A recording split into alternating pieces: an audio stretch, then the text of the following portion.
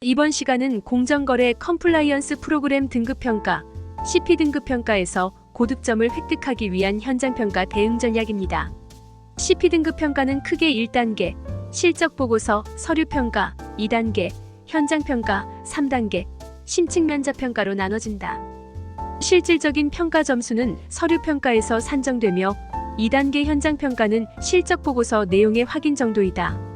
2단계 현장평가에서는 다수의 평가위원이 피평가 기업을 직접 방문하여 약 1시간 30분 동안 평가한다. 평가위원의 수는 평가 참여 기업 수, 평가 수탁기관인 한국공정거래조정원의 사정 등에 따라 매년 변동적이다. 올해 2024년 평가에서는 약 18명의 심사위원이 2명씩 조를 이루어 약 58개의 피평가 기업을 방문하였고, 과거 필자는 6명의 평가위원으로부터 현장평가를 받은 경험도 있다. 현장평가를 여러 번 받아본 결과 2명은 너무 적고 6명은 다소 과한 느낌이었다. 새 4명 정도가 적당할 듯하다. 3단계 심층면접평가는 현재 진행 중인 2024년 평가에 처음 도입되었는데, 한국공정거래조정원의 말로는 현장평가에서 AA 등급 이상을 획득할 기업을 대상으로 AA 우수와 AAA 최우수 등급으로 구분하기 위해 진행된다고 한다. 심층면접평가에 대해서는 현재 한국공정거래조정원에서조차 정확한 설명은 없으며 CP 등급평가 최초의 심층면접평가가 이번 9월에 진행된다. 최근 확인한 바로는 심층면접평가 참여 기업당 할당된 시간이 고작 20분 정도로 굉장히 짧아 최종 평가 점수 및 등급에 거의 영향이 없을 듯하다. 즉 이미 최종 평가 점수가 거의 정해져 있다고 봐도 무방하다는 것이다. 올해가 심층면접평가를 처음 도입하는 해로 평가기관에서도 적절한 준비를 하지 못해 다소 졸속으로 진행하는 것으로 보이는데, 내년부터는 타이틀에 맞는 제대로 된 심층면접평가를 기대하도록 하겠다. 따라서 이번 시간에는 2단계 현장평가에 대해 설명하고 3단계 심층면접평가는 향후 필요시 추가로 영상을 준비하도록 하겠다. 참고로 필자가 속한 기업도 이번 9월 심층면접평가에 참여할 예정이다. 본격적인 시작에 앞서 이번 시간의 이해를 돕기 위해 만약 컴플라이언스 아카데미의 실적보고서 작성에 대한 대응 전략, 파라 전략을 아직 시청하지 않았다면 먼저 시청하기를 추천한다.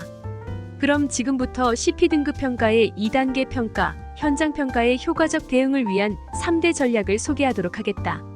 첫 번째 전략, 모범 답안이다. 현장평가에 앞서 평가수탁기관인 한국공정거래조정원에서 피평가 기업의 예상질의서를 전달해준다. 예상질의서에는 20에서 30여 개의 문항이 있는데, 이는 평가위원들이 실적보고서에 대한 1단계 서류평가에서 발생한 질의들이다. 필자의 경험상 현장평가는 이 예상 질의들을 질의하는 것으로 진행되며, 예상 질의들을 묻고 답하는 것만으로도 1시간 30분이 거의 소요된다. 평가위원의 성향, 피평가 기업의 대응에 따라 시간이 부족할 수 있다. 따라서 무엇보다 이 예상 질의에 충실하게 답변을 준비해야 하겠다. 그리고 예상 질의에는 문항별로 답변자를 지정하고 있는데 대부분 실무자로 되어 있으며 2에서 3문항 정도가 자율준수관리자의 답변을 요구한다. 답변자가 실무자로 되어 있는 대부분의 문항은 자율준수관리자를 포함하여 현장평가에 참석한 피평가 기업의 모든 직원이 답변을 할 수 있다. 필자의 경험상 평가 점수의 답변을 누가 하느냐에 따른 영향은 없다. 두 번째 전략, 차밍, 마음 사로잡기이다. 심사위원의 마음을 사로잡는다는 의미이며 이번 전략의 핵심은 프레젠테이션이다.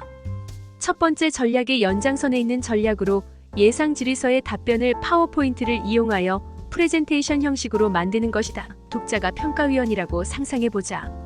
단순히 말로 하는 답변보다 텍스트, 그림, 그래프, 소리, 영상 등을 포함한 프레젠테이션 형식의 답변을 월등히 선호하는 것은 당연할 것이다.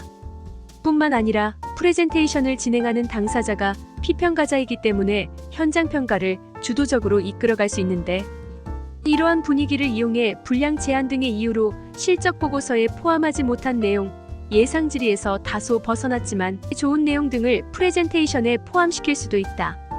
프레젠테이션의 구성은 문항당 답변 1페이지와 근거 1페이지 정도가 적당하며, 이는 문항 또는 답변의 특성에 따라 유연하게 조정하면 되겠다. 그리고 눈이 필요한 많은 텍스트보다는 그래프, 표, 그림, 영상 등을 적극적으로 사용하는 것이 좋다. 영상은 가급적 파워포인트 파일과 동영상 파일을 따로 실행하는 것보다 파워포인트 내용의 텍스트, 캡처 그림, 버튼박스 등에 링크를 걸어 클릭 시 해당 영상이 자동 재생되도록 하는 것이 좋겠다. 세 번째 전략, 에티켓이다. 기본적인 예의를 지키자는 것인데 당연한 듯 들리겠지만 생각보다 쉽지 않다. 이유는 평가자와 피평가자 사이의 관계 때문이다. 평가자는 피평가자의 부족한 부분을 찾고 일종의 가르침을 줘야 하는 입장이고, 피평가자는 평가자의 지적에 대해 방어를 해야 하는 입장이니 현장 평가가 즐거운 시간일 수 없다. 현장 평가에서 평가위원이 다소 황당하거나 기분 나쁜 질의를 할 때가 있는데, 그렇다고 평가위원과 언쟁을 벌여서는 안 되겠다. 필자가 앞선 영상인 실적 보고서 8화 전략에서 현장 평가에서 겪은 황당한 경험을 소개하면서 필자도 평가위원과 언쟁을 벌일 뻔했지만 피평가자기 때문에 참은 적이 있다고 하였다. 평가위원의 주요 직업군은 대학교의 조교수 및 연구원, 석박사, 변호사, 공정거래위원회 출신 등 관련 분야 과거 종사자 등이면 주요 연령대는 50대이다. 이들은 본인의 분야에서 오랫동안 공부, 연구를 한 전문가로서 프라이드, 자존심이 강하고 피평가자에게 가르침을 주고 싶어하는 성향이 있다. 기업의 실무자들이 흔히 학문을 오랫동안 연구하는 학자는 실무 현장을 모른다고 생각하듯이 평가위원들 역시 기업에서는 학문적 지식이 부족하다고 생각하지 않을까?